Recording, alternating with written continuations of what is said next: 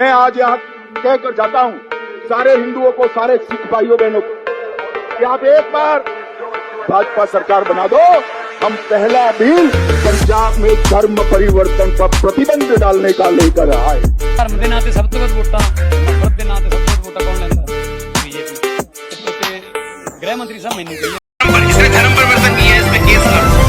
Indian कानून के मुताबिक धर्म परिवर्तन करना पाप नहीं है।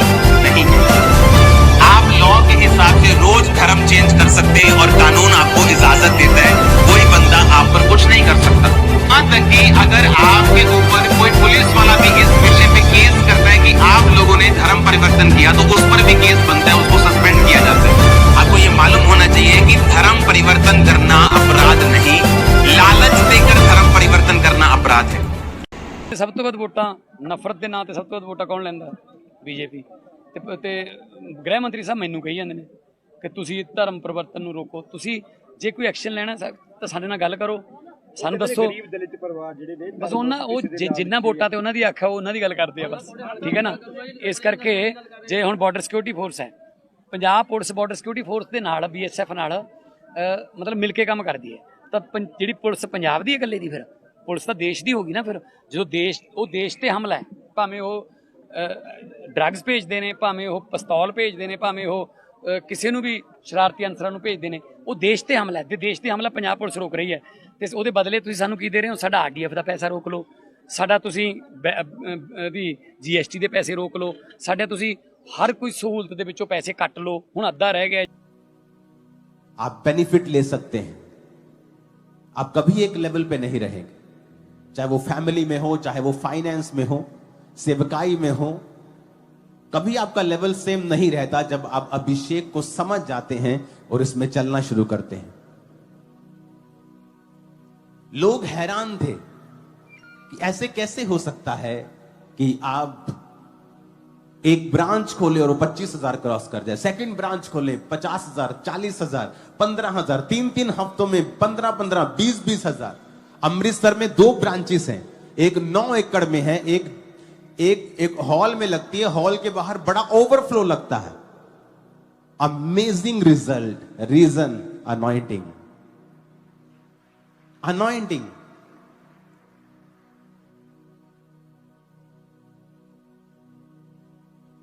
जब क्रूसेड पे टेंट वाला आता था तो बोलता था कि क्या कर रहे हो तुम लोग, ये आधा किलोमीटर लंबा पंडाल कौन लगाता है? PM भी नहीं लगाता यहां पे इतना पंडाल। हंसते थे टीम के ऊपर कि क्या कर रहे हो तुम लोग, क्योंकि इतना लंबा होता है आधा किलोमीटर। जब आप 13, 14, 1500 फुट से आगे निकल जाते तो आप लिटरली देखना बंद हो जाता है लास्ट आदमी। लेकिन जब वो शाम को आते थे, उनके पसीने निकले होते थे, टेंट खत्म होता, दरियां खत्म, टेंट खत्म, LED खत्म, साउंड खत्म, हो क्या रहा है? ये लोग कहां से आ रहे हैं? अनॉइंटिंग।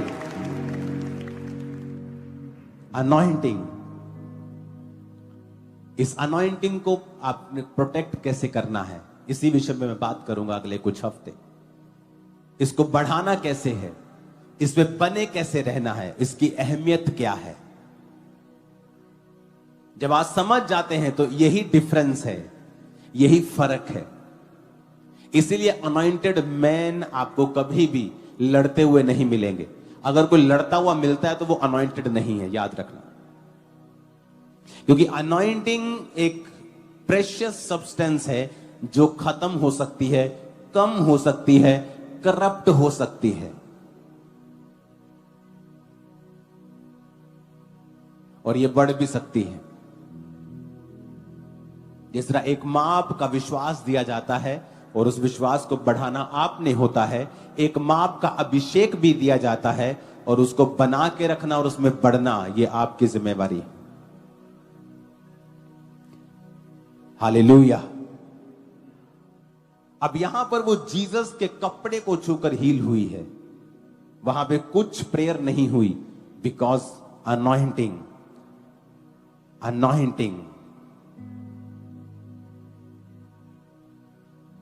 हालेलुया। इसके इतने अमेजिंग रिजल्ट हैं, मैं आपको कुछ गवाहियां खुल के दे भी नहीं सकता। आप ये इमेजिन करो कि जो व्यक्ति हमारे साथ हैं काम करते प्रोफेशनल्स या और भी लोग जिनके बेबीज नहीं होते थे, उनको नहीं पता चर्च के लिए और हमारे लिए काम करने के बाद उनके बेबीज हुए वो, और वो बिलीवर्स नहीं हैं। अनॉइंटिंग ये फ्रूटफुल करती है लोगों को, ये फलदार करती है।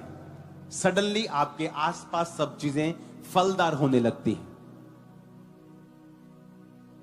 इस संडे आप मिस मत करना। इस संडे मैं आपको एक ऑडिटोरियम दिखाऊंगा जो परमेश्वर ने मुझे दिया है, जहां से पूरी दुनिया के लिए हम लाइव क्रूसेड्स किया करेंगे, और वो तैयार हो चुका है।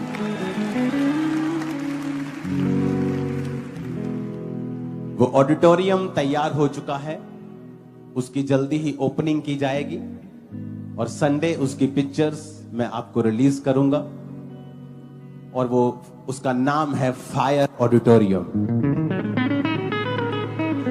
और वो ऑडिटोरियम बन चुका है और उसकी जल्दी ओपनिंग होगी, और चर्च का एक हिस्सा अंदर उसकी ओपनिंग होगी, उसी हिस्से में ही वो फायर ऑडिटोरियम है। तो परमेश्वर ने वो मुझे दिया है जहां से लाइव क्रूसेड्स होंगे पूरी दुनिया के अंदर। जिन देशों में मैं पैदल नहीं जा सकता, बाय बॉडी से नहीं जा सकता, वहां से मैं क्रूसेड्स करूंगा, और खुदावंद ने कहा वो लाखों लोगों को लेके आएगा उन क्रूसेड्स के ऊपर। तो संडे मैं आपको उसकी पिक्चर्स को रिलीज करूंगा, और वो फायर ऑडिटोरियम परमेश्वर ने जो दे दिया है उसकी हम सेलिब्रेशन करेंगे, और फिर उसकी ओपनिंग करेंगे बहुत जल्दी। और तारीफ ऊंची चाहिए चर्च। हालेलुया। यीशु मसीह का एक कमिटमेंट है हम सबसे, प्रेम। कि यदि तुम मुझसे प्रेम करोगे, प्रेम, तो तुम मेरे वचन को भी मानोगे, और मेरा पिता भी तुमसे प्रेम करेगा, और हम तुम्हारे साथ वास करेंगे। हम देखेंगे परमेश्वर ने हमको बहुत सारे वादे किए, उसमें से कुछ वादे हम देखेंगे। जैसे उसने हमको करौली के क्रूस में सारी आशीषें दे दी थी। उसने वहां कहते सब कुछ कंप्लीट पूरा हुआ। उसने हमें चंगाई दी, कहते हैं कि यीशु के कोड़े खाने से हम हो गए हैं। धन और महिमा परमेश्वर की ओर से आती है। हम कहते हैं अच्छा घर, अच्छी जिंदगी वो देता है, अच्छी नौकरी, बच्चे, हर एक आशीष प्रभु ने कंप्लीट कर दी। किनके लिए? जो लोग परमेश्वर के पुत्र से प्रेम करते, यीशु मसीह कंप्लीटेड हो गई। फिर आज हम बहुत सी चीजों के लिए प्रार्थना कर रहे हैं। आज भी हम बहुत सी चीजों के लिए सालों से प्रार्थना कर रहे हैं, सालों से। फिर ये वचन प्रभु ने हमको दिया है, तो हमको ध्यान देना है कि कहीं ना कोई हमारे अंदर ही, मेरे अंदर ही कुछ मिस्टेक होगी। क्योंकि परमेश्वर ने तो बोल दिया कि कोई मुझसे प्रेम करेगा तो वो मेरे वचनों में भी चलेगा, और मैं उसके साथ वास करूंगा। तो वो जो क्यों है ना, वो हमको खटता है, विशेषकर मुझे, कि वो क्यों वो आशीष हमें नहीं मिलती है, क्यों वो चाबी आज हमें नहीं मिलती, जबकि परमेश्वर ने बोला कि सारी चीज तेरे लिए खोल रखी है। वो चाबी हमारे पास नहीं है, वो लॉक लगा हुआ है। परमेश्वर हम प्रार्थना करते हैं, वो कवर्ड में सब कुछ है, धन, महिमा, आशीष, अच्छी जिंदगी, दीर्घ आयु, अनंत जीवन, हर एक वो चीज, स्वर्ग का द्वार, हर एक बात प्रभु ने उस की को हमारे लिए दे दी थी। आज हम देखेंगे वो प्रतिज्ञा देने के बाद भी वो चाबी हमारे पास नहीं है।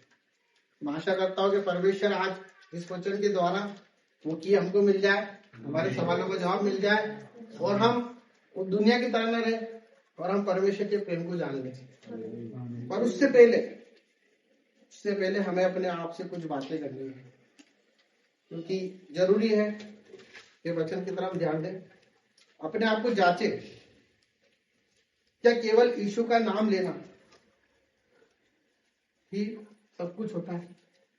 कि सिर्फ हम यीशु का नाम ले रहे हैं और लेते जा रहे हैं और हम कह रहे हैं हम मसीह में हैं। तो हमको जानना है कि उसके लिए हम जीते भी हैं, पहला। दूसरा हमें देखना है कि मसीह का प्रेम मुझ में दिखता है कि नहीं दिखता है। तीसरा हमको देखना है क्या मेरे शब्दों से मसीह को महिमा मिलती है कि नहीं। कि मैं उससे सिर्फ प्रेम करता हूं तो ये शब्दों से करता हूं कि हाँ प्रभु आपसे बहुत प्यार करता हूं, पर मेरी सोच तो प्यार ही नहीं करती। और हमको ये देखना पड़ेगा कि जब हम आईना देखते हैं, अपने भीतर देखते हैं, तो हम उसको दिखाई देते हैं कि नहीं, हमारे हृदय में वो दिखता है कि नहीं दिखता है। तो कुछ वचनों को हम देखेंगे, क्योंकि ये सब चीजें इसलिए है क्योंकि परमेश्वर ने हमसे प्रेम किया। उसने वचन बोला कि जो मुझसे प्रेम करता है वो मेरे वचन को भी मानेगा, मेरा पिता भी उससे प्रेम करेगा। प्रेम ऐसी चीज होती है जो हर एक चीज दे देती है, निस्वार्थ। मेरा बर्थडे था, मेरे भाई बहनों ने मुझे सब कुछ दिया, दिल खोल के प्रेम से दिया, है ना। वो प्रेम जो वापस नहीं लेता है। तो परमेश्वर ने सारी आशीष दे दी, फिर हमको क्यों नहीं मिल रही। तो हम भजन संहिता 118 उसका 8वां वचन पढ़ते हैं।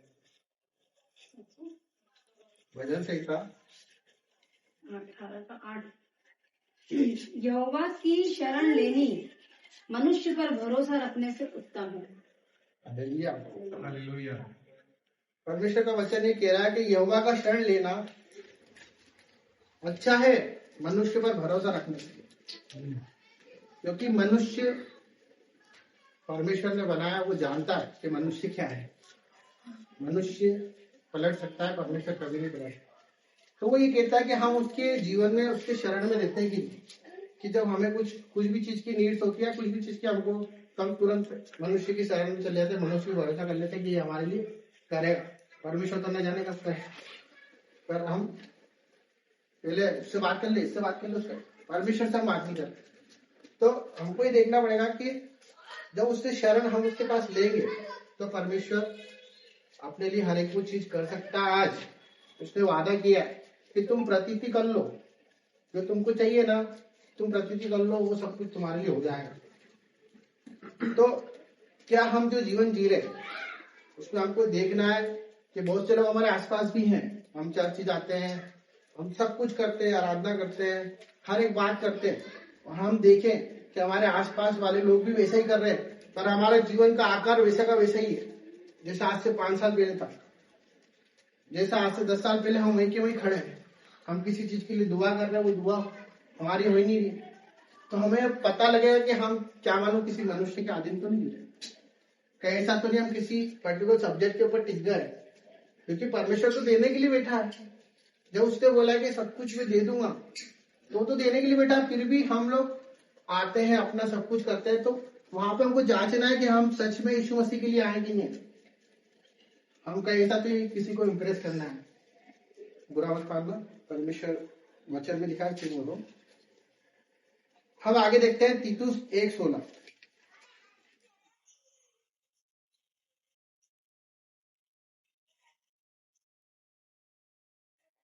वे कहते हैं कि हम परमेश्वर को जानते हैं, पर अपने कामों से इसका इनकार करते हैं, क्योंकि वे घृणित और आज्ञा न मानने वाले हैं और किसी अच्छे काम के योग्य नहीं।